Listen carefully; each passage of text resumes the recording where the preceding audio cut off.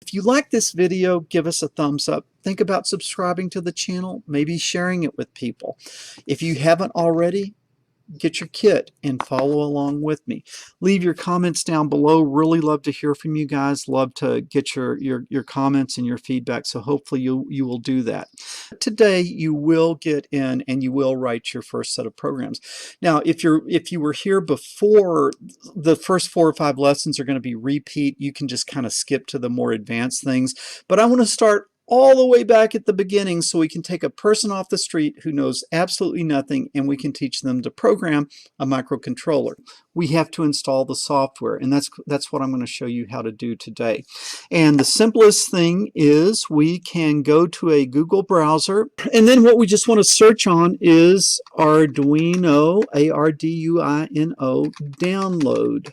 Okay, and this is where we download the most excellent and free software. I am going to just say just download. So I click. I can just click it from here this time, and you see it is starting to open so that you will be able to see my code and my Arduino. Okay, so I will come over here and I will plug the Arduino in, and what I hope is when I plug it in, I hope that I hear a happy little noise.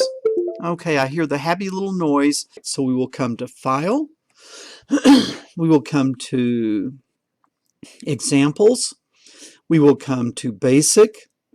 We will come to Bare Minimum. This program shows you the 2 things that are part of every Arduino program. The first is called the void setup. The void setup begins with the open curly and it ends with the closed curly. The commands that you put in void setup will be executed one time. So you set the Arduino up in the void setup. Then the things that you want to run over and over, those commands you put in the void loop. The void loop starts with the open curly and ends with the closed curly. So we need to come up under Tools and we need to come down to Port, that it should be the one that recognizes that an Arduino is connected to it. The other thing that you need to do in your setup, you need to make sure that on your board it matches the board that you're using. We're using the Uno, so we come down to Arduino Uno. If you were using a Nano, you would come here, or all the different Arduinos. Just make sure that you select the board that you're using, because if you don't, you can have problems. So we are on the Arduino Uno. Ladies and gentlemen, we are ready to write our first program, and it is as simple as this. We're going to be working with pin 13. So we have to tell Arduino we are working with pin 13. We do that in the void setup, and we do that with a pin mode. P-I-N capital M-O-D-E, pin mode. In my pin mode command, open parentheses. Now I have to put 2 parameters in. The first parameter is which pin are you working with? Pin 13, Then we put a comma, and now we're going to have to give the second parameter. Well, we're going to send a signal to it, so it is an output, kind of like the printer, right? You send a document to the printer's an output device. All caps, O-U-T, P-U-T. We now close our parentheses, and almost all commands in Arduino end with the semicolon. Well, we've got to send a signal, and the command is digital write.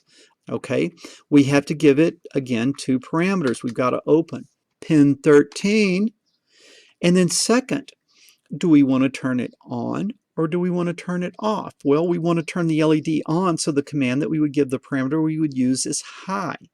So I type in H-I-G-H, all caps. When I do it in all caps, what do we do at the end of almost every command in Arduino? The semicolon. Boom. Okay, and you do that with this little arrow here.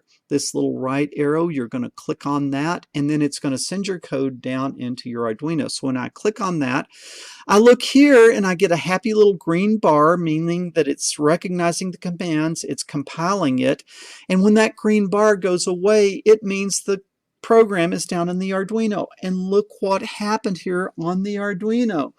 Boom! The LED turned on. You have written your first program and you have controlled an item. You have turned an LED on. Maybe we should write a second program. What should the second program do? Turn the LED off. I want you to guess. If high turned it on, what do you think would turn it off? Low, L-O-W, all uppercase. So now how do we download the program into the Arduino? We come up to this little right arrow, we click on the right arrow, boom, it goes down, and what happens? The LED was turned off. You have written your second program. You can turn the LED on, you can turn the LED off. Well, if you hooked other things up to pin 13 already today, you could be turning them on and off. And so even though this is really simple, it's very, very powerful. If you like this video, give us a thumbs up. Think about subscribing to the channel, maybe sharing it with people. If you haven't already, get your kit and follow along with me. Leave your comments down below. Really love to hear from you guys. Love to get your comments and your feedback. So hopefully you will do that. I will talk to you guys later.